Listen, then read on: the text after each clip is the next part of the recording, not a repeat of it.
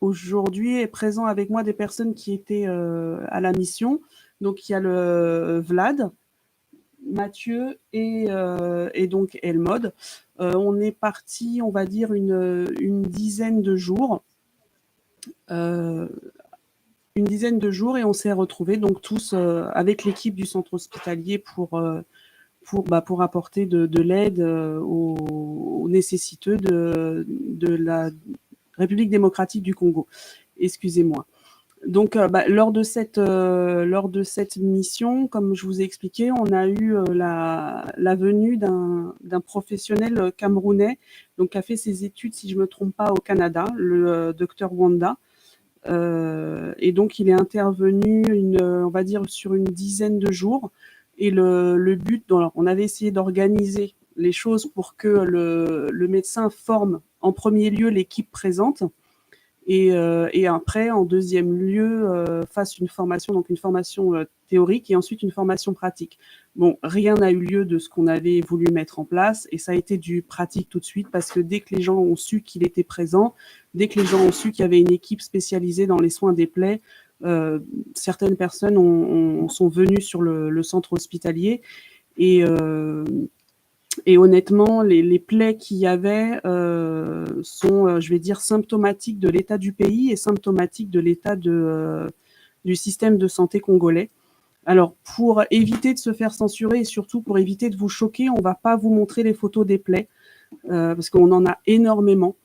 Et donc, donc c'est des plaies. On a eu beaucoup, c'était beaucoup de femmes, si je me trompe. Voilà, on a eu beaucoup de patients femmes. Donc, est-ce que c'est le fait qu'elles ne veulent pas parler et qu'elles restent chez elles à rester avec leur souffrance? Moi, j'aurais tendance à penser ça, que bah oh c'est pas grave, ça va aller. Et au final, bah, on se retrouve avec des femmes qui ont des énormes problèmes de santé. Donc, on va vous montrer une première photo. Donc ça, c'est une femme qui avait un... Alors, Vlad, est-ce que tu peux m'aider, s'il te plaît, sur les termes et expliquer un peu, parce que n'étant pas... Ouais. C'est... Alors, excusez-nous. Donc, bonjour à tous et à toutes. Hein. Donc, effectivement, on a reçu une patiente, en fait, qui a, si vous voyez bien, au niveau de la jambe gauche, elle a un lymphœdème. Donc, on voit bien sa jambe qui est gonflée et, en fait, à cause d'un liquide hein, qu'on appelle la lymphe, qui stagne dans les tissus et puis, du coup, la jambe gonfle. Et la prise en charge, elle était vraiment très, très bien parce qu'en fait, elle est arrivée, on lui a fait une toilette de la jambe. On a ensuite bien séché son pied et sa jambe. On lui a mis un peu de vaseline et on lui a mis des bandes de contention. Et je ne sais pas si on n'a pas la photo de la. Ah ouais. Je ne sais pas si, peut-être si on a la photo, si on n'a pas. En tout cas, on a bandé. On a fait une bande on a mis une bande de contention et ce qui a permis de drainer un peu tout ce liquide. Et bah voilà, je pense qu'il y a la photo qui va arriver. Vous allez voir. Très bonne évolution en tout cas hein, par la suite. Voilà. Donc voilà la bande de contention hein, qui a été mise chez cette patiente. Et on lui a donné des béquilles et puis elle est revenue en consultation quelques jours après. Et il y a eu une très très très bonne évolution. En fait. Donc voilà. Et donc, ce cas de cette maman était aussi, si je ne me trompe pas, problématique parce qu'il ne savait pas si c'était dû à la présence d'un parasite ouais, et en ça. plus, est-ce qu'il n'y aurait pas aussi un souci d'occlusion intestinale? C'est ça, parce qu'elle était, alors elle était plus, alors il y avait un problème de constipation, ça c'était sûr. Elle était constipée, parce que ça faisait déjà plus de 4 jours qu'elle n'allait pas à selle. Donc forcément là, on diagnostique tout de suite un problème de constipation. Puis après, au niveau de la jambe, soit c'était une filariose lymphatique, donc une piqûre de moustique, et le parasite va créer justement un gonflement de la jambe. soit c'était ça, ou soit c'était simplement un problème de circulation, hein. Et la lymphe qui ne va pas là où elle doit aller, et elle stagne dans les tissus, et ça crée en fait un œdème. Donc, en gros, donc ça a permis deux choses. Ça a permis déjà de pouvoir apporter un peu on va dire, comment ça s'appelle, du confort à cette maman. Ça, c'était déjà le premier point le plus important parce qu'elle n'arrivait plus à marcher, elle n'arrivait plus à dormir. Et ça a apporté aussi un autre point positif, c'est la jeune femme que vous voyez, donc l'infirmière, a eu une formation plus au niveau des bandages. Et au niveau, donc après, elle était vraiment, cette personne était attachée professionnellement au docteur Wanda. Et donc, ça a permis qu'elle ait un très très bon niveau en ce qui concerne les pansements. Et c'est aussi pour ça qu'il y a pu avoir un soin de suite avec cette maman, parce que cette infirmière était toujours présente. Par contre, qu'est-ce qui nous a manqué sur le centre hospitalier pour finaliser le cas de cette maman au niveau de la consultation? Après, de manière générale, pour ce cas-là, ça a été. Franchement, il n'y avait rien à faire de plus, si ce n'est que de suivre l'évolution de l'œdème qui diminue. Mais de manière générale, ça a été pour cette dame, c'était plus pour tout ce qui est plaies, et puis je pense qu'on en parlera tout à l'heure. Ouais, donc du coup, là, tous les dons ceux qui nous écoutent, que vous avez fait au niveau des médicaments, au niveau des bandes, et même au niveau du matériel pur, c'est-à-dire des béquilles, cette personne-là est repartie avec, n'a rien payé, et est repartie avec les dons que vous avez fait. Donc c'est pour vous montrer que même avec, on va dire, de faibles moyens, cette personne-là, et on l'a vu sur son visage, on l'a vu parce qu'on était là 10 jours et on la voyait régulièrement, et cette maman, on voyait qu'elle allait de mieux en mieux et qu'elle était vraiment soulagée au niveau de ses jambes. Après, et le docteur lui a préconisé aussi, je crois, un régime alimentaire. C'est ça. Donc, c'est une chose qu'on est aussi en train d'étudier, parce que y a des grands problèmes alors c'est de la sous-nutrition, mais il y a aussi de la malnutrition, et beaucoup de patients viennent aussi avec des carences, et ça leur crée des problèmes de santé. Donc ça, c'était, on va dire, un cas assez simple pour l'équipe en place, mais ça a permis quand même de voir que ça a permis de former certains membres de l'équipe sur des cas qu'on rencontre quand même assez régulièrement en RDC, que ça soit ici ou, enfin, on va dire en Europe, ou en RDC, on voit beaucoup de personnes avec des problèmes on va dire, ces grosses jambes-là, et ça, voilà, ça peut générer des grosses douleurs aussi au niveau des jambes. Donc là, on va vous présenter un autre cas qui est, alors, on cache le visage parce que j'ai été admise à prendre les photos on va dire, dans le lieu de soins uniquement si on ne prenait pas le visage des gens. C'était une des conditions, on ne veut pas les exposer. Ce qu'ils ont vécu, c'est déjà assez dur. Il y avait du monde autour d'eux. Donc, en plus, les mettre, voilà, on ne voulait pas mettre leur visage sur les réseaux sociaux. Donc là c'est un cas qui m'a particulièrement touchée. Excusez-nous. Donc, cette maman est venue avec... alors, elle habite quartier de Njili, donc ce quartier qui est vers l'aéroport, et elle est venue avec ses 2 filles. Elle est venue expressément parce qu'il y avait le docteur qui était là. Et donc, cette maman, ce qui s'est passé, je crois qu'elle a une soixantaine d'années, je crois. Ouais. Voilà, une soixantaine d'années. Et cette maman, ce qui s'est passé, c'est qu'elle a été blessée. Elle a pris une brique sur son pied droit. Et au début, elle s'est pas trop inquiétée de la plaie. Ensuite, ça commençait un peu à s'envenimer. Donc, elle est partie à l'hôpital, tout ça, les maisons de santé pas loin de chez elle.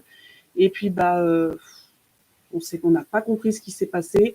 La plaie a gangréné. Ça s'est infecté. Et donc, elle a pris tout le dessus du pied. Donc là, les photos, on peut même pas les publier. Ça a pris vraiment tout le dessus du pied. Donc là, vous voyez qu'elle est en train d'expliquer à l'infirmière les douleurs qu'elle ressent. Donc cette maman, je crois que l'intervention a dû durer au moins 2-3 heures, le temps d'inciser, de nettoyer la plaie. Et on l'a même hospitalisée parce qu'elle ne pouvait pas rentrer chez elle. Parce que il fallait des antidouleurs, il fallait aussi des antibiotiques, voilà. Donc là, c'était pas un cas de Mbassou, c'était un cas d'une personne qui a une plaie qui n'a pas cicatrisé pour des questions d'hygiène, parce que ils vivent parfois dans des endroits un peu quand même insalubres, et pour aussi une mauvaise prise en charge de la part des autres centres hospitaliers, parce qu'elle avait été, je crois que c'est elle, qui avait été sur un centre, et il lui avait mis une compresse directement avec des médicaments, ou c'est une autre. Elle, je ne sais plus. En tout cas, il y avait des soins qui ne correspondaient pas à la plaie. Ça, c'était sûr. Et donc, oui, le médecin a passé du temps avec elle, à lui expliquer, parce que ne parlant pas le français, et donc il a fallu mettre en place tout un système de traduction, parce que le docteur Wanda ne parle pas lingala. Donc il y avait tout un système de traduction qui a été mis en place, et on a aussi mis en place quelque chose qui tient à cœur aux équipes, on va dire, dans les hôpitaux européens, c'est l'aspect holistique. Donc la patiente était pleinement intégrée aux soins, c'est-à-dire que la personne que voyait dos, l'infirmière qui nous donne le dos, lui parlait et lui expliquait tout ce qui allait se passer, et prenait régulièrement, voulait connaître son état, si elle était fatiguée, si elle avait faim, si elle avait soif, afin que la personne déjà ne s'inquiète pas, parce que quelqu'un qui est stressé ne va pas réagir de la même manière au moment des incisions et au moment un curetage, c'est ça? Au curetage de la plaie. Et donc là, nous, quand on est parti, quand on a quitté le centre le dernier jour, elle était encore là, elle était hospitalisée, elle allait beaucoup mieux. Et je sais qu'elle a aussi, du coup, ça lui a permis de rester et d'être là pour le jour du dépistage de diabétique.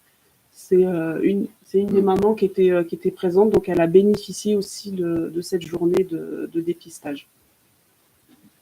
Donc pareil, elle, tous les dons que les gens, que vous avez fait, que les frères et sœurs ont fait, mais pas seulement, que les hôpitaux ont pu faire et tout ça, cette personne a aussi bénéficié de ces dons. Et donc, alors, il y a eu, alors, là pareil, vous verrez très peu le visage du papa. Ouais. Et là, celui-là, c'était très particulier. C'était un papa qui avait, il n'est pas décédé, donc on ne va pas parler de lui au passé. Il a 70 ans, et lui, il a subi une amputation d'un orteil. Et là, j'aimerais que ça soit Vlad qui explique un peu, parce que c'est assez particulier, et surtout les problématiques au niveau du manque on va dire, d'appareils médicaux, ce que ça a généré. C'est ça. Vas-y, je te Alors laisse du la coup, parole. ce patient qui est arrivé donc au centre hospitalier, il est venu avec une nécrose. Je crois que c'était du 3e orteil du pied droit. Donc une nécrose, en fait, si vous voulez, c'est la mort du tissu. Hein. Donc ça veut dire que si vous voulez, l'orteil n'est plus oxygéné et il n'y a plus de sang qui arrive justement jusqu'aux extrémités. Et en fait, le problème qui se pose, c'est que pour faire ce type d'intervention, il faut d'abord faire une échographie, en fait, pour savoir si les artères sont bouchées ou pas. Donc, on suspectait chez lui une AOMI, donc c'est une artérite oblitérante des membres inférieurs. C'est-à-dire qu'on voulait vraiment voir si ces artères étaient bouchées. Si ces artères étaient bouchées, pour amputer, c'est très compliqué parce qu'il y a des risques de septicémie, risques d'infection, etc., etc. On a vu que chez ce patient-là, il n'était pas diabétique, donc c'était déjà une bonne chose. La cause de la nécrose, bon, apparemment, il se serait cogné le pied et il y aurait, peut-être que ça s'est infecté, mais derrière ça, peut-être aussi que les artères étaient déjà bouchées. Donc c'était très, on était un peu dans le flou avec le docteur Wanda. Et finalement, on a pris le risque quand même d'enlever la nécrose, donc d'amputer. Et on a aussi enlevé l'os, parce que l'os commençait à pourrir, donc il y avait une ostéite. Et en fait, l'intervention s'est très bien passée, avec des moments de doute. Mais le Seigneur était vraiment au contrôle. Je pense, c'est vraiment Yeshua qui nous a guidés pour cette intervention, parce qu'on était vraiment dans le doute et finalement tout s'est très bien passé. Par contre, il a eu très mal. Donc, on lui a donné de la morphine à ce monsieur. Il y a eu une prise en charge holistique, hein, de toute façon, très bien. Il a été pris en charge. Il est resté hospitalisé chez nous. Voilà, on lui a fait des prises de sang en urgence. Et vraiment, on a été surpris, hein, parce que voilà, le lendemain, le monsieur allait vraiment mieux. il avait moins de douleur. La première nuit, c'est vrai qu'il a eu mal, mais ça, c'était normal parce que, bon, on venait de faire l'intervention. Mais par la suite, ça s'est très bien passé. Et le docteur Wanda a réussi aussi à faire un point, hein, donc il a enlevé l'os et puis il a refermé, si vous voulez, l'orteil. Et voilà quoi. Mais c'est très bien passé. Ce qui nous manquait vraiment, c'était d'avoir un appareil pour faire le Doppler. Et il nous manque aussi, si vous voulez, les grosses centrifugeuses pour faire les prises de sang en urgence. C'est ça qui nous manque. Parce qu'en fait, on en a, mais ils ne techniquent pas tout. Et il y a certains, si vous voulez, certains bilans sanguins en urgence qu'il faut faire pour pouvoir savoir quelle décision on prend pour ce type d'intervention. Donc voilà.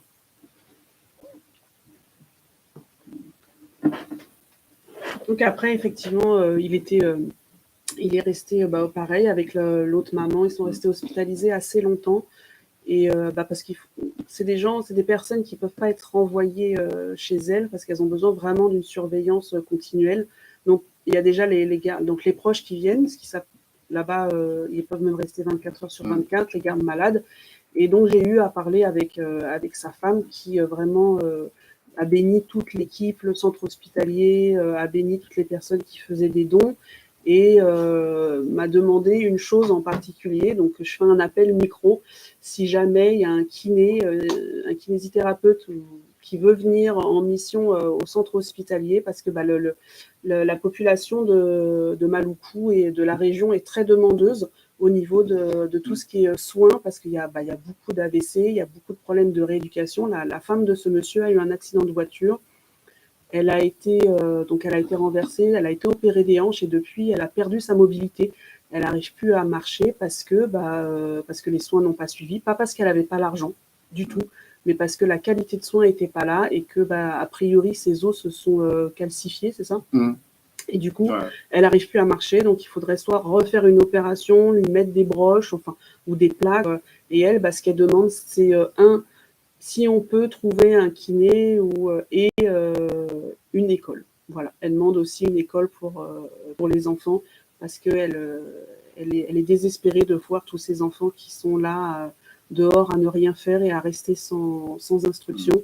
Cette maman, elle a quoi, une cinquantaine d'années, et vraiment, ces deux demandes, c'était ça, et ça m'a beaucoup touchée, parce que d'autres nous ont demandé tout et n'importe quoi, et elle nous a pas demandé grand-chose pour elle, parce que même si le kiné, c'était, on va dire, pour elle en premier temps, mais elle pensait aussi à toutes les autres patients qui ont des problèmes et qui ont besoin de suivre des séances de kinésithérapie. Voilà. Donc, c'est vrai que 10 jours en centre hospitalier, après le reste de l'équipe, c'est épuisant parce qu'on n'a pas beaucoup de moments de joie. Surtout à cette mission-là, ça a été très, très éprouvant parce que des gens sont venus où tous les jours, on voyait que la qualité des soins, alors pas au centre hospitalier, hein, mais en dehors du centre, était très, très mauvais.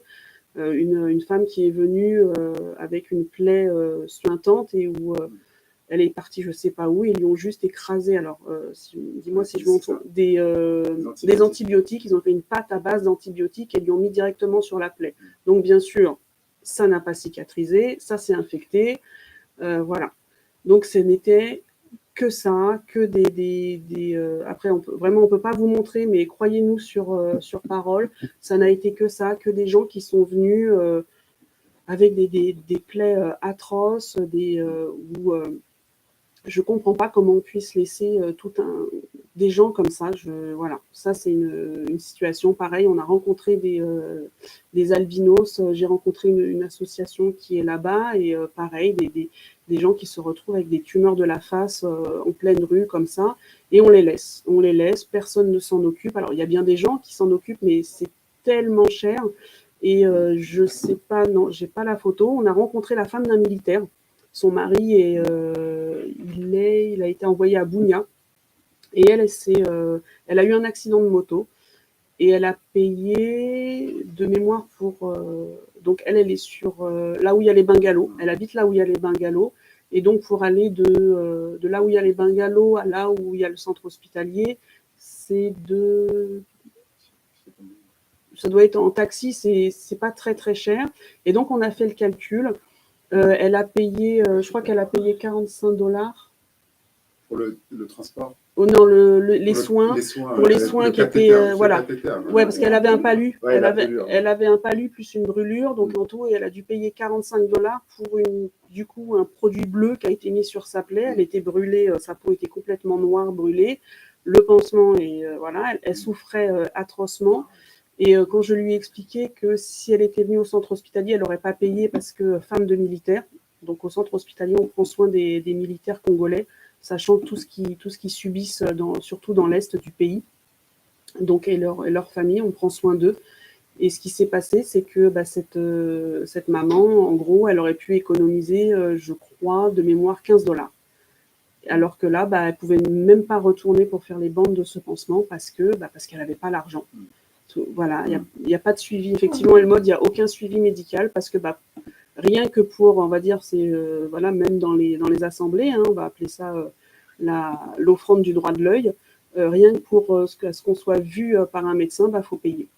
Et donc on va vous montrer un autre cas. Donc là, je vous montre la photo parce que il n'y a rien de choquant, mais j'ai demandé personnellement à ce que ce jeune homme, je me suis même un peu fâchée d'ailleurs, à ce que ce jeune homme soit pris en charge. Donc vous verrez, c'est une toute petite plaie qu'il a eue. Alors je sais plus comment il a eu ça. Il s'est cogné ou voilà. Donc pour nous ça paraît dérisoire parce que nous on va mettre un peu de biceptine, on va mettre un petit pansement et puis peut-être un peu de crème Hémoclar pour les bleus. Mais lui il est pêcheur, donc il est toute la journée, il a les jambes dans l'eau dans le fleuve Congo.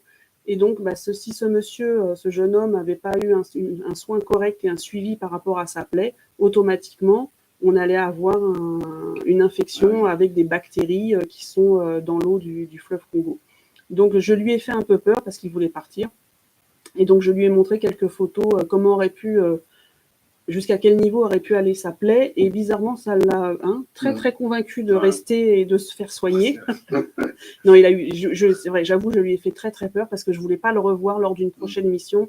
Parce qu'après, à ce niveau-là, si ça attaque l'os, c'est une amputation claire au niveau du genou.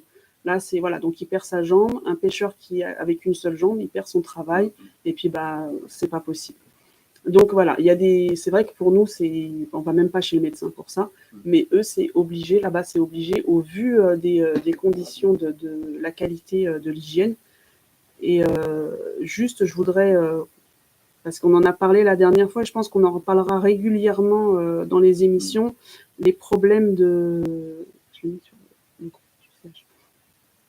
les problèmes récurrents là-bas aussi au niveau de l'insalubrité.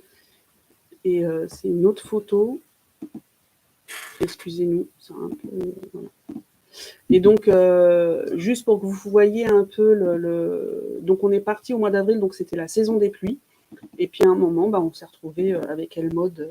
Heureusement, on était dans une voiture, parce que si on n'était pas dans la voiture, ça aurait été compliqué. Et on s'est retrouvé sous une pluie battante. Et donc ça, c'est une petite rivière, un bras de rivière qui se jette directement dans le fleuve Congo. Et là, ce que Antoine Triffen a grossi l'image. Tout ce que vous voyez là, c'est des immondices. Donc des sacs poubelles, des bouteilles, des couches pour enfants, des sacs hygiéniques. Excusez-moi. Il y a un peu des poubelles, on va dire, domestiques, et puis même d'autres choses. Peut-être qu'il y a aussi de l'huile de moteur. Il y a un peu de tout. Et tout ça, c'est charrié dans le fleuve Congo. Donc après, une fois que la pluie est terminée, on voit de loin tout le fleuve qui est recouvert une sorte de déchets. Donc de loin, c'est sympathique, ça fait des petits mouvements blancs. Et puis quand on se rapproche, non, c'est des bouteilles, des sacs. Et tout ça, après, ça va se jeter dans la mer. Et puis, vous n'êtes pas sans savoir que la mer est polluée, que ça va se dégrader petit à petit, que ça va aller dans les poissons. Et après, c'est un cercle vicieux. Donc, à savoir que maintenant, on a dans notre sang, je crois que c'est 2% de plastique. On a 2% de plastique. Chaque personne, donc nous, on est 1, 2, 3, 4, 5, 6. On est 7 là actuellement dans le studio. On a tous entre 1 à 2% de plastique dans le sang. Tout ça parce que, voilà, on ne prend pas soin de la planète. Et donc, ce jeune homme, pourquoi j'ai absolument voulu qu'il soit soigné? Parce que ça, c'est son cadre de travail. Voilà. Donc, quand on voit que ça, c'est son cadre de travail, et automatiquement, on se fâche un peu et on oblige aux soins. Voilà, en France, on ne va pas obliger aux soins, mais moi, voilà, j'ai vu plus loin que lui et je l'ai obligé aux soins. Ça l'a aidé. Ça l'a aidé. Voilà, donc il a de temps en temps faire un peu de preuve de caractère là-bas. Et après, il y a eu un autre cas aussi qui, moi, m'a particulièrement touchée. Donc, après, j'étais quasiment là pour tous les cas, mais il y a un autre cas, c'est-à-dire que quand des personnes ont su qu'il y avait un médecin qui était venu spécialisé pour donc le mbassou, c'est un parasite, si je ne me trompe pas, un parasite tropical. Et ils sont venus et il y a 4 personnes, si je ne me trompe pas, qui sont venus, qui sont extérieurs à l'équipe du centre hospitalier et qui sont venus pour la formation. Donc je crois qu'ils ont suivi 3-4 jours de formation quand même. Hein. Peut-être qu'après ils ont suivi encore quand nous on est partis. Mais ils étaient là, papier, crayon, téléphone, et ils ont tout suivi. Donc après c'est vrai que nous on était moins présents dans la pièce parce que sinon la pièce étant petite, on a laissé la priorité, on leur a laissé la priorité.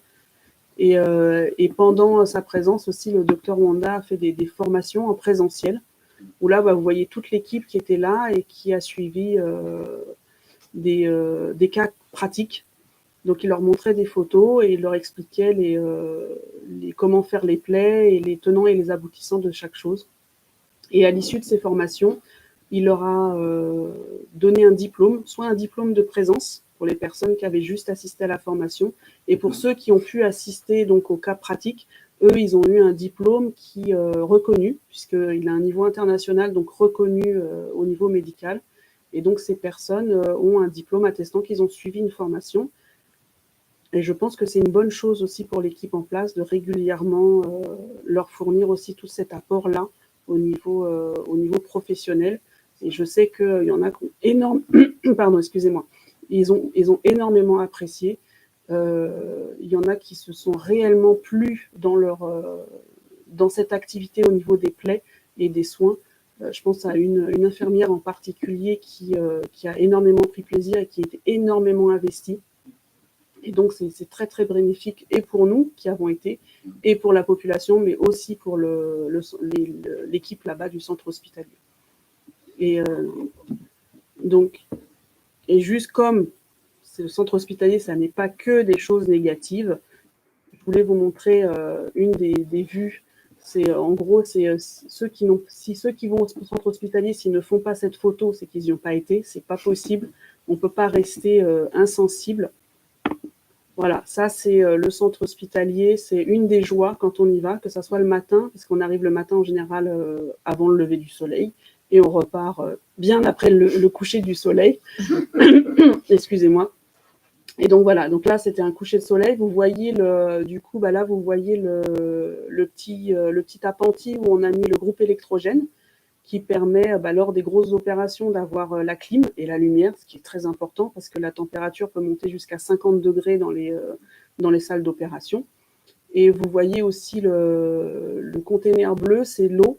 Donc on pompe de l'eau et elle est stockée là. Donc, et là, je n'ai pas de photo, mais on a aussi équipé le centre hospitalier de 4 plaques photovoltaïques. Donc pour la lumière courante, pour charger les portables, l'équipe... le centre hospitalier est équipé de lumière tout le temps, que ce soit avec le groupe électrogène ou avec les plaques photovoltaïques. Et ils ont mis en place une autre chose aussi qui est très agréable pour l'avoir utilisée. Non, ça va être celle-là. Pour l'avoir utilisée, donc ils ont un petit endroit où ils peuvent préparer où l'équipe.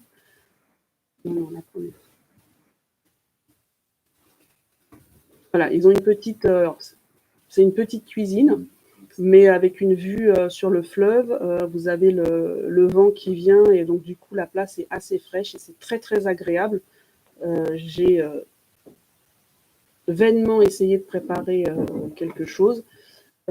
Moi qui suis habituée à avoir un confort particulier dans ma cuisine, là j'avoue que ça a été un peu compliqué, mais ça a été très agréable. Et donc, j'ai pu partager avec certaines personnes qui étaient présentes sur l'alimentation. Donc voilà, aussi l'évolution, on va dire, matérielle et le cadre de vie de l'équipe en place, parce que il faut aussi penser à eux. si on ne met pas des choses en place pour eux, pour qu'ils se sentent à l'aise là-bas.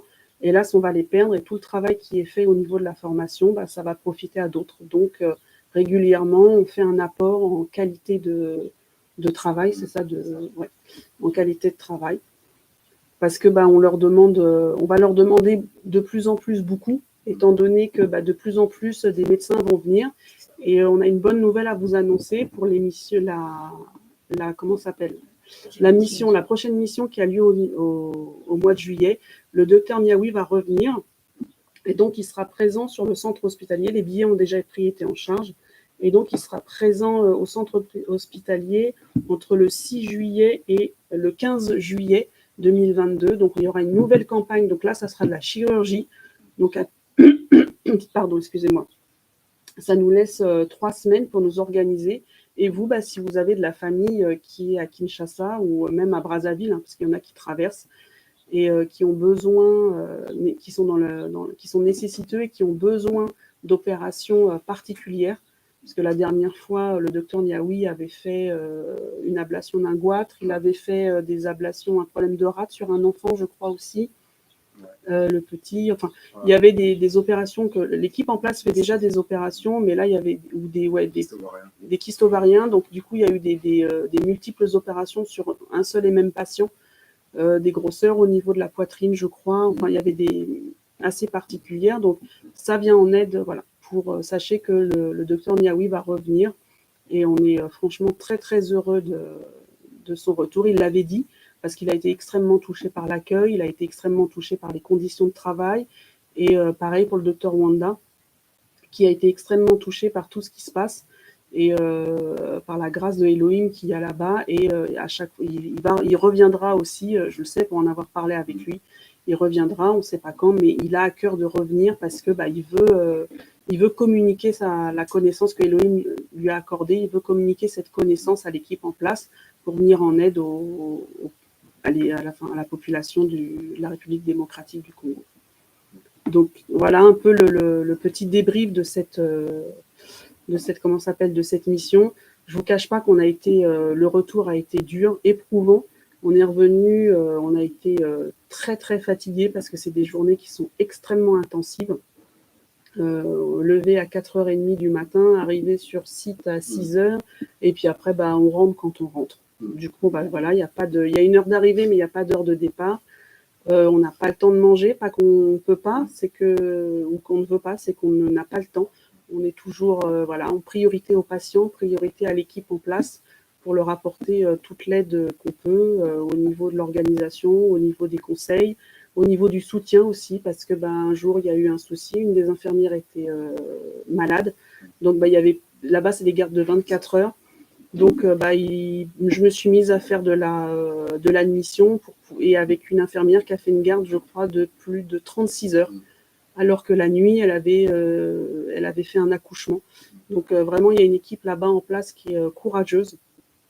Et même si on pourrait penser qu'avec tout le matériel qu'ils ont, ils sont bénis et tout ça, mais faut savoir que voilà, ils ont des conditions de travail qui n'ont rien à voir avec les conditions de travail d'ici. Une garde de 24 heures, où parfois il n'y a pas où avant il y avait parfois des pannes électriques, où ils devaient opérer à la lampe torche ou à la lampe frontale, ça c'est fini, mais ça a été les débuts du centre hospitalier, ça a été ça. Donc voilà, c'est des conditions de travail qu'on améliore petit à petit, mais c'est vraiment une équipe courageuse et une organisation qui se met en place petit à petit. Donc je ne sais pas, l'équipe qui était partie, si vous avez un mot à rajouter. C'est une question. Vas-y, pose. Qu'est-ce qui t'a le plus surpris courant ce séjour par cette mission à l'hôpital, surpris dans le sens où, comment je veux dire ça, qu'est-ce qui t'a le plus marqué, je veux dire? Alors, moi, personnellement, je l'ai pris, n'étant pas confrontée à ça, ce qui m'a le plus marqué, c'est le décès du jeune homme. Voilà. Ça, je l'ai pris en pleine tête. On est arrivé un jour, sur les coups de 14 heures, je crois. Ça bipait partout et il y avait un jeune homme qui était là, qui était en réanimation. On ne saura jamais pourquoi il est venu. On suspecte une typhoïde mal prise en charge. Donc une typhoïde, c'est pareil, c'est une maladie parasitaire. Dans ces cas-là, je vous conseille de retourner sur la première émission qu'on a fait où on vous explique toutes les maladies tropicales. Et donc, a priori, donc, ça fait une infection. Et là, on l'a vu partir. Voilà. Il était déjà... Mais on l'a vu partir. Et ça a été très dur pour moi parce que personnellement, ça m'a renvoyé à des choses de ma vie privée. Et du coup, là, ce qu'on a pu faire, c'est uniquement lui apporter des soins. Enfin, moi, j'ai rien fait. Hein. L'équipe en place a apporté un soin de confort. Et voilà, des choses ont été abordées lors de ce cas, parce que voilà, on va parler de manière médicale, comme la toilette mortuaire, ou voilà. Mais ça a été très très dur. Après, l'équipe a pris, même l'équipe là-bas, qui est, je pense, plus confrontée que moi au décès, mais 25 ans, arrivés dans un état catastrophique, et ils ont fait tout ce qu'ils ont. Franchement, j'étais là, j'ai assisté, n'étant pas médicale, mais j'étais là quand même, et ils ont fait tout ce qu'ils ont pu, tout ce qui était dans leur pouvoir pour apporter essayer de le réanimer, mais après on a compris que c'était plus possible. Mais vraiment un soin de confort. C'est ça, on appelle ça du soin de confort. Hein. Donc on l'a aidé, on était là jusqu'à la fin, jusqu'à son dernier souffle. L'équipe était là pour l'accompagner jusqu'à la fin, quoi. Et donc j'en ai parlé à la famille, je les ai rassurés en leur disant qu'il n'est pas décédé tout seul, il n'est pas parti tout seul. Et voilà, ça a été, pour moi, c'est ce qui m'a le plus choqué. Voilà, parce que c'est un jeune homme qui aurait dû être pris en charge dans un hôpital, et il a été, quand l'hôpital, un autre hôpital sur Keene, sur la ville même, s'est rendu compte qu'il n'y avait presque plus rien à faire, ils l'ont renvoyé chez lui, et là, chez lui, son état s'est délabré, dégradé complètement. Alors que je pense que s'il y avait eu une bonne prise en charge dans le premier hôpital, actuellement, il continuera à vivre. Je pense que voilà, on est arrivé, voilà, c'est vraiment, on a vécu. Moi personnellement, tous les cas que j'ai vus, c'est des gens qui étaient là parce qu'il y a eu une mauvaise prise en charge à la base. Donc que ça soit, par exemple, il y a une jeune fille qui est venue. Elle ne savait pas trop comment nous parler, donc il y a une sœur qui était là, qui l'a pris à part, et en fin de compte, elle était enceinte. C'est vrai qu'on n'a pas de suite. Elle était enceinte et elle a voulu se faire avorter. Ouais. Donc elle est partie se faire avorter dans un truc, bref, et elle n'a pas su si l'avortement s'était fait ou pas. Donc, ayant une hémorragie, là, elle est venue au centre hospitalier, parce que le centre hospitalier ne fait pas d'avortement. Ça, faut être clair, on n'en fait pas du tout. Mais là, son cas s'étant aggravé, et elle est venue. Et déjà, on l'a prévenu, on a dit, on te prévient, il n'y aura pas d'avortement ici. Voilà. Donc, elle devait faire une échographie, parce que tous les mois sont organisées des échographies pour toutes les femmes. Et voilà, donc à savoir que les maisons de santé, oui, c'est des maisons de santé qui sont autour du centre hospitalier, sont plus des maisons d'avortement. Et c'est pour ça, malgré, il n'y a rien, il n'y a pas de médicaments, il n'y a pas de personnel, mais elles existent toujours, et c'est parce qu'il y a des avortements qui y sont faits. Et donc cette jeune fille, elle est venue, elle avait quoi, elle était très jeune, même pas plus de 20 ans. Ah non, pas plus de 20 ans, déjà enceinte. Le copain, voilà, pas du tout l'intention de se marier, donc 20 ans. Puis on a vu une autre jeune fille aussi, 3 mois, enceinte de 3 mois, qui avait aussi même pas 19 ans. Donc il y a énormément de grossesses de jeunes filles, parce que derrière, il n'y a pas de prise en charge, on va dire, il n'y a pas de prévention, il n'y a rien du tout, et les parents ne jouent pas leur rôle en expliquant que les rapports sexuels, c'est pendant le mariage, et c'est pas avant. Tout ça n'existe pas, ou très peu, ou voilà. Donc c'est très très compliqué. Il y a tout un pan de la prévention au centre hospitalier qui va devoir être pris en charge. Mais là, honnêtement, on ne sait pas quand est-ce qu'on va pouvoir commencer à faire ça, mais il va falloir le faire assez urgemment, parce que des petites filles de 12 ans qui tombent enceintes, c'est pas normal. Voilà, et il y en a. Je crois que quand Mireille a accouché, était là, je crois que la petite avait 16 ans, donc c'est un bébé qui a accouché d'un bébé. Donc il y a beaucoup de jeunes filles qui sont là, et elles sont toutes seules. Puis bien sûr, le géniteur, le père, il a les abonnés absents. Les parents, elle est reniée parce que on tombe pas enceinte avant le mariage, mais comme on n'explique pas non plus qu'il faut pas le faire, donc ça devient très compliqué. Donc voilà, c'est des cas, et c'est parce que c'est tout le système de santé de RDC est tellement cassé que c'est très compliqué pour tout ça. Mais ouais, c'est vraiment le cas. Ça fait un peu effet domino, parce que si tu veux, il y a non seulement il y a les DMST, Oui, ah oui, qui ne sont pas forcément traités ou diagnostiqués. Il y a aussi, je ne sais pas si tu te rappelles, on est parti visiter une maternité, l'infirmière qui était tout en bas du lac. Non, moi, j'étais pas là. Ah, tu n'étais pas là? Non, j'étais pas là. Alors ça nous a marqué. On a visité une maternité et l'infirmière travaille toute seule. Elle travaille toute seule et si vous voyez dans quelles circonstances elle travaille, c'est déplorable. Franchement, on n'a jamais vu ça. Des matelas en mousse, sans drap, sans rien. Et il y avait carrément des chauves-souris.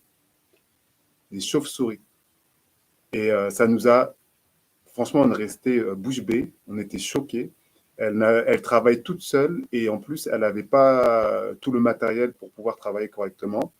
Et du coup, le Seigneur a permis qu'on fasse aussi un don de matériel pour qu'elle puisse travailler dans de meilleures conditions, si je pourrais dire ça. Mais je veux dire, voilà, et ces jeunes femmes qui tombent enceintes, qui ont 16 ans, 17 ans, elles viennent là-bas et arriver là-bas, voilà, ça crée encore d'autres maladies, la prise en charge n'est pas bonne. Et c'est tout ça, en fait. Le système de santé, vraiment, tout est à refaire. Hein. Et d'où la vision du centre hospitalier, c'est non seulement de se prodiguer des soins gratuits, Il doit y avoir des chiffres. Il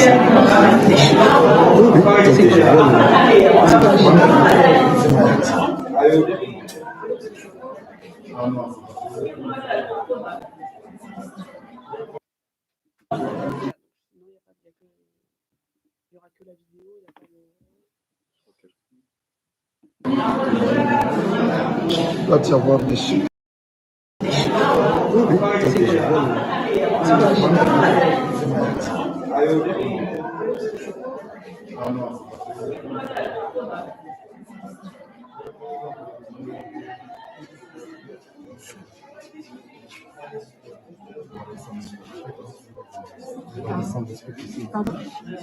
On va descendre des trucs ici. Vous vous rendez compte? Vous avez la Regardez le matelas. Donc voilà, ça c'est... Accoucher là-dessus? Ça, c'est un matelas. C'est un matelas qui a été utilisé pour, non, c'est pour un accouchement. Pour les accouchements. C'est une maternité, ça. C'est une maternité, voilà. Ouais. Donc c'est sûr que quand nous, on compare à ce que nous, on a comme en matériel médical ici, là, c'est même plus... pour nous, ça, c'est pardon, hein, mais c'est comme si on rentrait dans une déchetterie presque. Non. C'est, voilà, vous avez un truc en bois derrière, une chaise qui est... Un dépotoir, un sac poubelle, un matelas... c'est un matelas, c'est ça? Un matelas, ouais. Un matelas en mousse, donc on n'ose même pas imaginer les punaises de lit, les acariens, les cafards, des trucs, voilà, on va dire. Et après, vu l'état du sol, on peut penser qu'il y avait aussi un petit problème d'humidité. Donc là, vraiment, l'enfant naît dans des conditions terribles et j'imagine même pas faire une césarienne. Voilà. Non, mais c'est catastrophique. Il y a une deuxième vidéo qui va... On va essayer de vous montrer, de vous charger une deuxième vidéo. C'est horrible. Horrible. On a visité cette maternité, on était choqués. C'est choqués. À croire qu'il faudrait mieux que les femmes accouchent chez elles plutôt que... C'est ça. Pour celles qui sont en bonne santé, où il n'y a pas eu de souci lors de la grossesse. Allez voir, la scène d'accouchement. Voilà, donc ça, une autre partie de la maternité. Allez voir, la scène d'accouchement.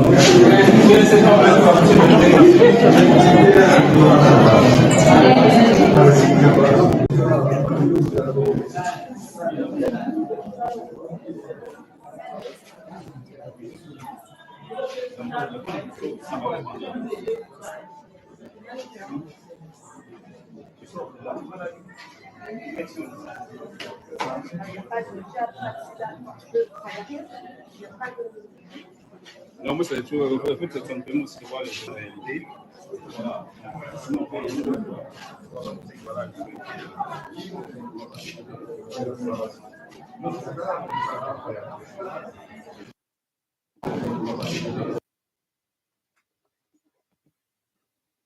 Donc voilà, un peu l'état. Donc ça, c'est, si je comprends bien, c'est le centre qu'il y a au bord du fleuve. C'est une maternité qui est au bord du fleuve. D'accord, oui, donc je vois où elle est. Effectivement, pourtant, vu le nombre de personnes qu'il y a là-bas, on pourrait se demander pourquoi il n'y a pas quelque chose qui est fait par l'État ou la commune. Même si l'État ne peut pas être partout, mais au moins la commune. Donc effectivement, oui, les problèmes Après, il y a des problèmes de santé que nous, on n'a pas, qu'on ne connaît pas et qu'on ne voit pas ici, parce que pour un problème d'insalubrité. Et c'est beaucoup ça, en fin de compte. C'est pour moi les deux soucis qu'on peut rencontrer en République démocratique du Congo. Après, les autres pays d'Afrique, je ne vais pas me positionner parce que je n'y ai pas été, je n'ai pas parlé avec les gens, mais au moins pour ce pays-là, où les Kinshasa et les villes environnantes, ça va être un problème de malnutrition et un problème d'hygiène. Voilà. Malnutrition, pourquoi ? Parce que les gens ne peuvent pas manger à leur faim. Et quand ils peuvent manger, la qualité des produits n'est pas là. C'est des produits qui sont importés d'Asie ou d'Amérique latine. Et il n'y a aucun. Donc là, c'est la salle des soins. Moi, j'aurais pensé à une salle de cuisine. Mais bon, a priori, voilà, c'est. Donc, ouais, non, c'est catastrophique. Donc là, vous avez l'entrée les admissions, le bureau de la sage-femme, c'est une sage-femme, l'infirmière sage-femme. Donc toute seule à gérer ça, il ne faudrait pas qu'il y ait 2 accouchements en même temps, sinon ça devient problématique. Donc voilà, on pense fortement à cette pauvre infirmière qui, malgré tout ça, fait son métier. Et c'est là où on peut leur tirer notre chapeau, parce que franchement, travailler dans des conditions pareilles, c'est compliqué. Et donc, comme on le sait, dans d'autres pays comme au Cameroun, il y a le principe, mais je crois que ça se fait aussi en République démocratique du Congo, le fait de garder prisonniers les femmes qui ont accouché avec leurs enfants jusqu'à temps qu'ils payent D'ailleurs, en parlant de ça, j'ai un de mes collègues de travail qui a vécu un temps au Cameroun et qui m'a expliqué que il a vécu une situation qui était très compliquée. Une femme a accouché. Une femme avait des contractions et elle n'a pas pu payer pour rentrer dans la maternité. Elle n'a pas pu payer rien que pour être vue par un médecin. Elle est morte. Elle est morte en couche. Elle est morte et l'enfant était encore dans son ventre. Et l'équipe en place n'a pas voulu faire de césarienne sur le cadavre de la maman. L'enfant était encore en vie dans le ventre et c'est la sœur de la maman qui a pris une lame, qui a été acheter une lame, une gilette, et qui a ouvert le ventre de sa propre sœur, comme ça, devant l'hôpital, et a retiré l'enfant pour pouvoir récupérer l'enfant. Voilà l'état dans lequel sont les maternités dans certains pays d'Afrique. Je ne dis pas dans tous les pays d'Afrique. Donc, quand on voit ce qui s'est passé au Sénégal, les 19 bébés qui sont décédés parce qu'il y a eu un feu et qu'ils n'ont même pas été capables d'éteindre le feu parce que les extincteurs ne fonctionnaient pas. Donc, voilà l'état des systèmes de santé dans certains pays d'Afrique. Et donc, ce collègue de travail, je ne sais pas, il a quitté le Cameroun il y a peut-être 10 ans, et quand il en parle, il en est toujours choqué. Extrêmement choqué, c'est quelque chose qui l'a perturbé, et à ce jour, il ne comprend pas comment on peut en arriver là. Imaginez, vous êtes là, votre sœur est morte, et vous devez ouvrir son ventre pour pouvoir récupérer l'enfant, pour éviter que l'enfant ne meure. C'est même dans un film, même aux États-Unis, Hollywood ne fera pas un film avec ça. Ils ne pourront pas le faire. Ça sort de la réalité. Le cerveau humain ne peut même pas comprendre, ne même pas réaliser ce type de choses. Donc voilà pourquoi pourquoi Elohim nous a demandé de faire ce travail en Afrique, d'ailleurs premièrement au Congo, et comme il va y avoir place aussi actuellement en Centrafrique, aussi quelque chose qui est mis en place, ou au Cameroun, il y a des établissements qui vont petit à petit voir le jour, mais parce que c'est le jour et la nuit entre ce que nous vivons, une hypermédicalisation de l'accouchement, et cette femme qui doit travailler avec des chauves-souris, c'est pas possible. Donc voilà pourquoi on dénonce régulièrement ce qui se passe. Et voilà pourquoi on part régulièrement. Régulièrement, il y a une équipe qui part là-bas pour justement apporter du mieux. Et ce qui m'a aussi beaucoup interpellée, c'est le visage de ces femmes quand elles étaient en plein soin. Ah oui. Ça, c'était... bon, on les a pas pris en photo, mais il fallait voir le... Donc, elles avaient mal, elles souffraient. Elles souffraient, mais en même temps, on voyait sur leur visage le fait d'être pris en charge, d'avoir des personnes qui leur demandent si elles vont bien, de prendre soin d'elles, de faire attention, c'est-à-dire d'avoir toute une pratique du soin sans brusquerie, sans douleur, sans rien du tout, anticiper la douleur du patient, et on voyait sur leur visage la joie. Voilà, c'est vraiment, surtout une maman, elle était très très contente. Alors elle, il n'y a pas la photo parce que je ne veux pas la montrer en photo, mais elle était extrêmement contente.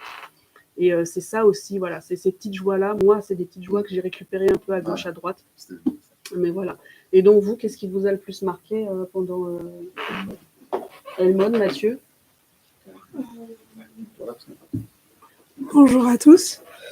Moi, du coup, en fait, ce qui m'a marqué, en fait, ce qui m'a interpellée, on va dire, c'était le suivi, parce que là, on ne vous a pas montré les photos, mais dans le compte-rendu que nous avons, en fait, on voit l'évolution des plaies. Et une plaie qui était fibrineuse, en fait, donc donc lorsqu'il y a de la fibrine dans une plaie, c'est tout ce qui sont des plaques jaunes, ça permet pas que la plaie puisse cicatriser. Et en fait, au fur et à mesure, les patients, ils sont venus plusieurs fois avec le docteur Wanda, en fait, ils sont venus plusieurs fois. Et à la fin, on voit que les plaies elles bourgeonnent. Donc, ça veut dire que les plaies sont rosées. Et donc, du coup, la cicatrisation est en train de se faire, contrairement à l'état initial. Et donc, on ne va pas vous mettre les photos parce que du coup, elles sont un peu choquantes. Mais en fait, on voit qu'il y a une évolution. Et en fait, c'est ça qui m'a touchée parce que je me dis que finalement, les patients ne sont pas venus pour faire un soin et ensuite on les laisse, on les abandonne, mais c'est qu'il y a un suivi derrière. Et effectivement, c'est ce qui est important et c'est ce qui est très compliqué parce que comme on a vu, c'est que pour en tout cas que le milieu médical en tout cas puisse évoluer, pour la situation médicale puisse évoluer, effectivement, il y a la prévention. Donc, c'est faire tout ce qui est éducation, prévenir, comment éviter. Donc, tout ce mode-là à effectuer. Ensuite, on a la prise en charge, le soin. Donc, la personne ne va pas bien, on la soigne. Mais après ça, après le soin, il faut qu'il y ait un suivi. Et là, il y a eu un réel suivi. Et tout à l'heure, Estelle, elle nous parlait du cas de la dame. Et là, ça m'avait fait vraiment mal au cœur. En fait, la dame qui avait dépensé ses $45 pour avoir juste une fois un pansement. Et le lendemain, le lendemain ou 3-4 jours plus tard, lorsque nous, on est parti sur cette base militaire, la patiente, elle n'a pas eu les soins au CH, hein, elle s'est fait soigner dans un autre hôpital, dans un autre établissement. Et en fait, là, on voit que sa plaie, elle est à l'air, que c'est encore en train de brûler. Et en fait, je me dis, mais oui, ça se sentait, en fait. Et en fait, il n'y avait pas ce suivi-là. Et je me dis, mais finalement, en fait, il faut quoi? Il faut un soin pour faire un soin, pour dire à la dame, ah, c'est bon, je vous ai pris en charge aujourd'hui, mais demain, qu'est-ce qui se passe? Et en fait, lorsqu'il n'y a pas ça, on ne peut pas avoir une évolution de la prise en charge, une évolution, espérer que la plaie se cicatrise.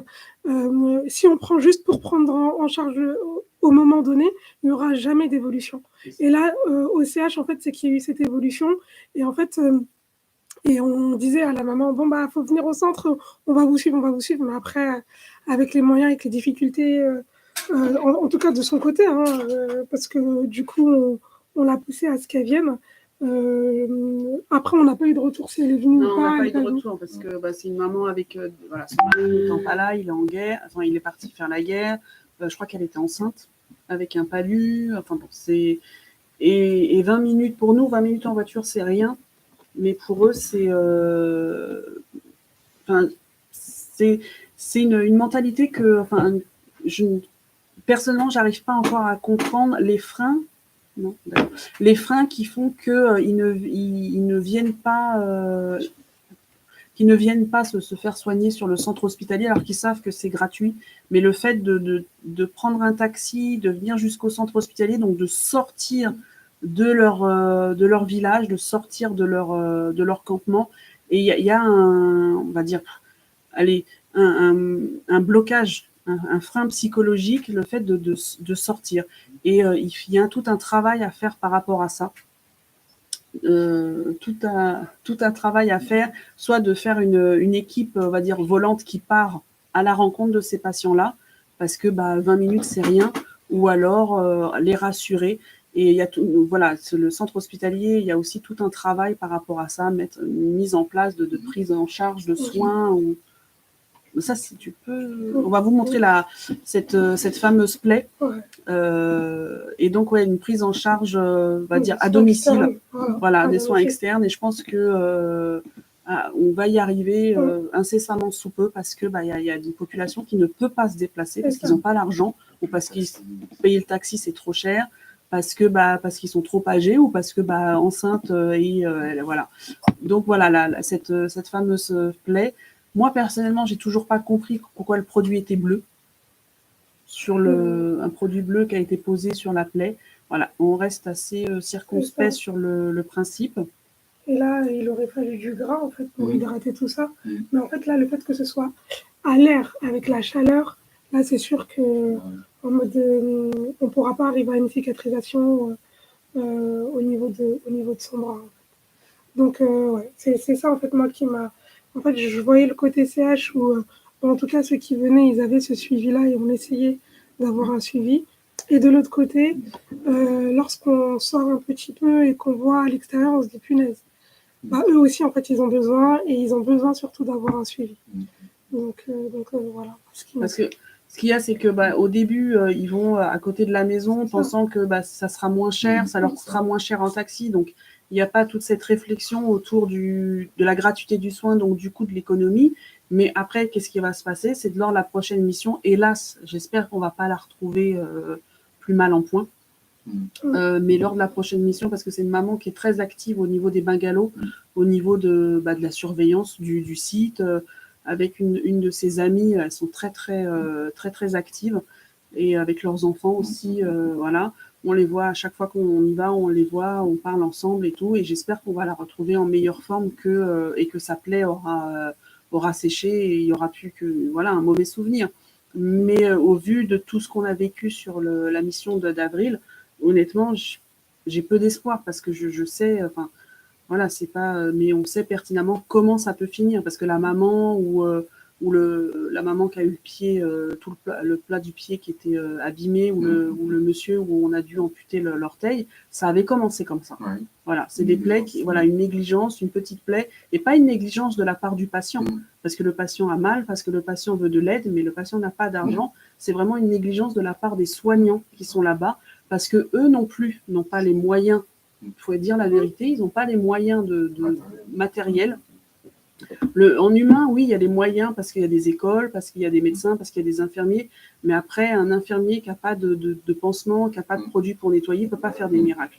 Et d'autant plus qu'il ne peut pas faire de miracles avec des produits frelatés qui sont envoyés d'Inde ou de Chine.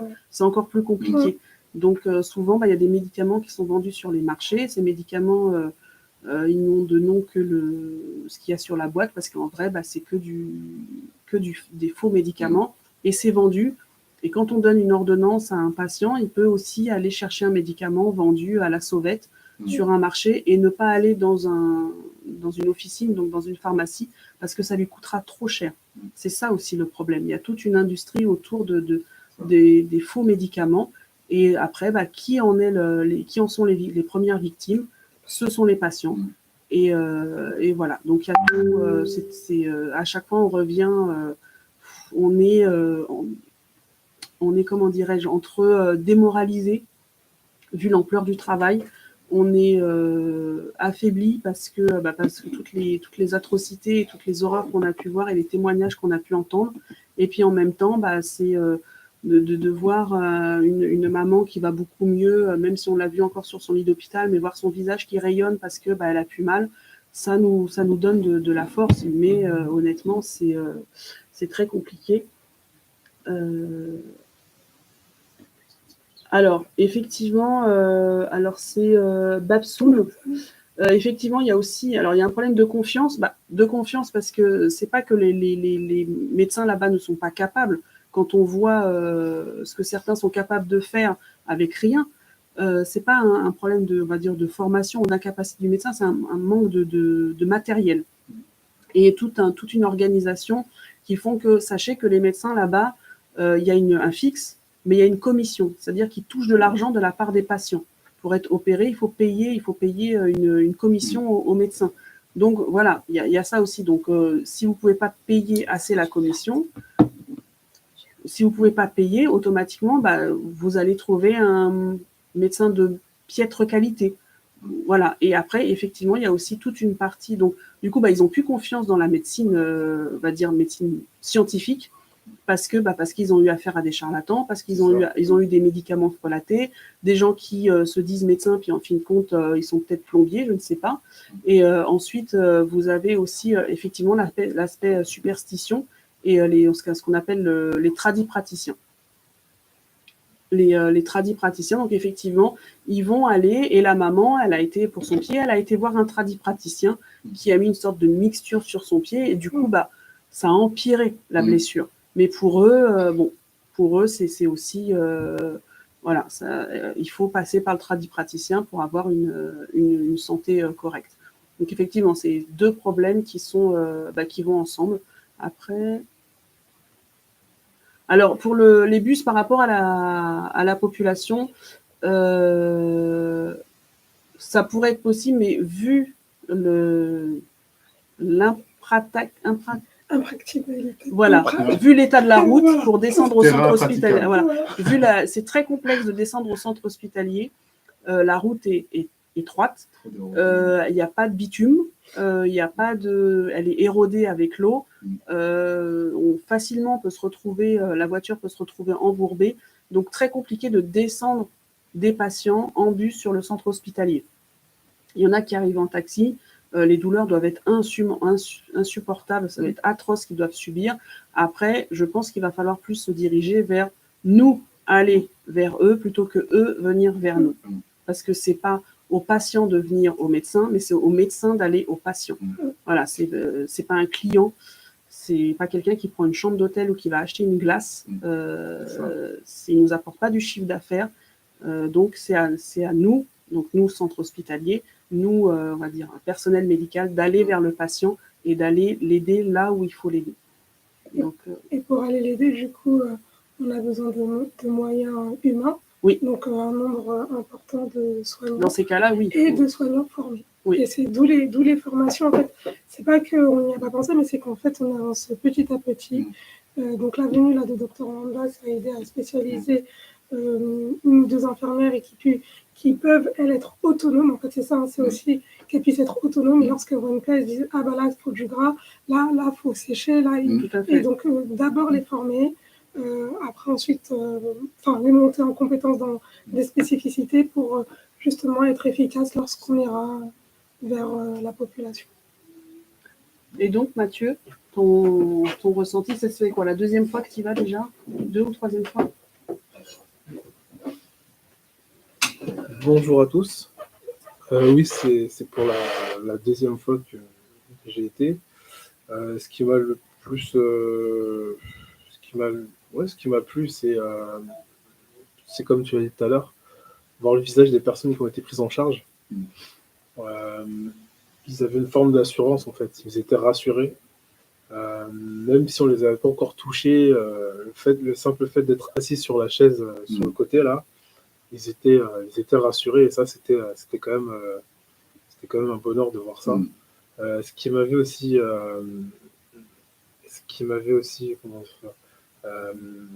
plu, c'était, je sais plus, c'était qui avait fait à manger pour tout le monde. Et je voyais une maman et sa fille en fait en train de manger, je sais plus, c'était de la semoule ou de chikwang. Et ils étaient en train de manger et ils étaient contents en fait. Ils étaient contents, ils souriaient pas, ils mangeaient à pleine main. Et je sais pas, c'était beau à voir en fait. Ils étaient comblés, ils mangeaient et puis voilà quoi. C'est aussi pour ça qu'on travaille, pour voir les gens comblés en fait. Voilà. Et voilà. Alors, on revient un peu sur le niveau de la confiance parce qu'il parlait tout à l'heure de est-ce qu'ils ont. le fait de venir au CH, il n'y a pas un stress pour se dire on va payer quelque chose, combien ils vont nous demander, voilà, ils sont à l'aise parce qu'ils ont compris que les soins étaient prodigués gratuitement. Et c'est ce qui manque malheureusement dans les pays africains. Et c'est le fait d'avoir des soins payants. Et ne serait-ce que pour poser une perfusion, on paye. Et voilà, c'est le problème de l'Afrique au niveau de la santé aussi. Oui, c'est le problème récurrent, et c'est pour ça que les systèmes de santé sont dans ces états-là, parce que c'est commercialisé, ça a été marchandisé, et la santé des gens, ça n'a pas de prix. Donc, hélas, pas faire polémique ici, mais en France, on voit bien un délitement du système de santé. Clairement. Et il y a certaines situations de nos proches, tous les jours, on voit des situations, sans exagérer, où on se dit qu'on ne sait pas où ça va aller. Et donc, c'est une privatisation du soin.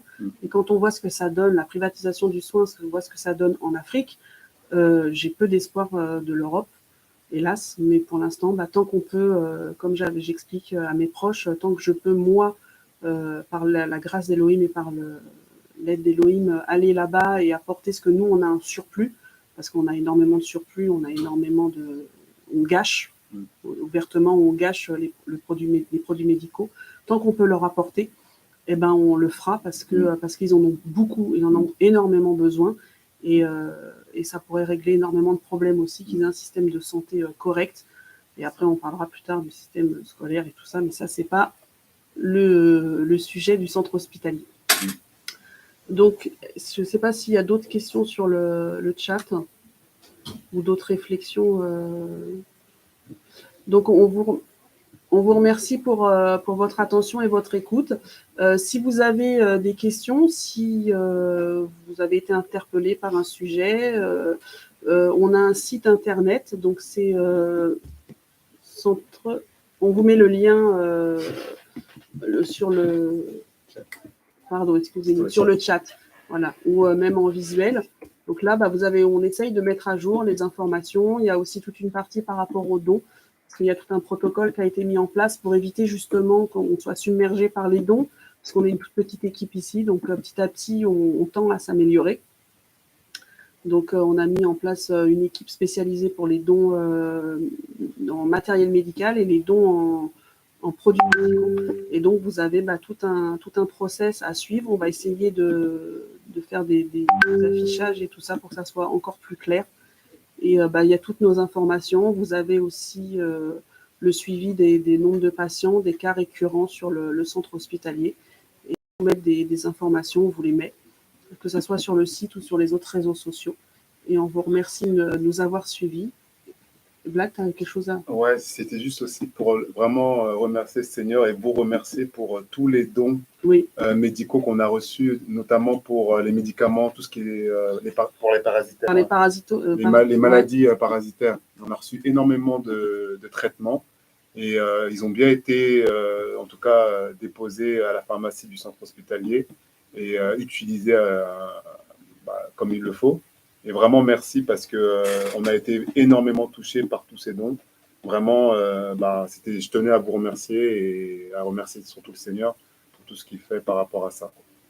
Voilà, c'était juste ça que je voulais dire. Alors, attendez, a priori, il y a une question sur le don de médicaments tout en bas.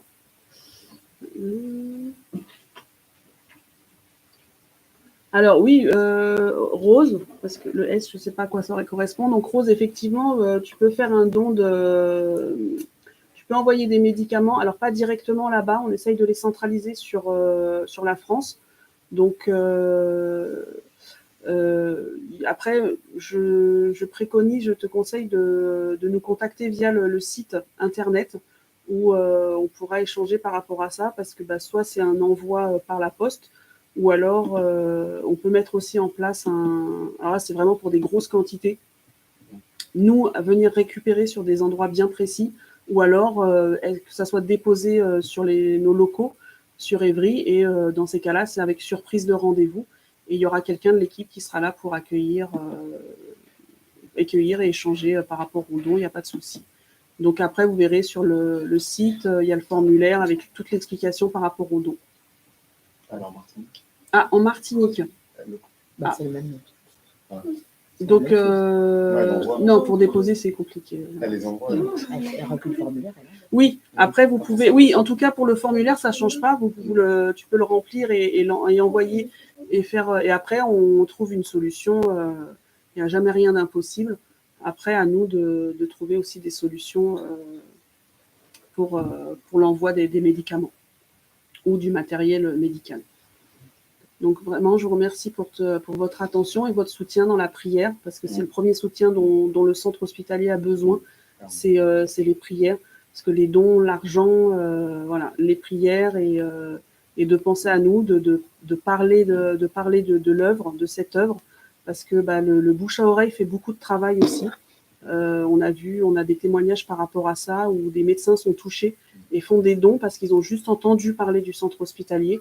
Donc voilà, n'hésitez pas à partager. Et, nous, on est là, on a mis en place des livrets qui sont téléchargeables gratuitement sur le site.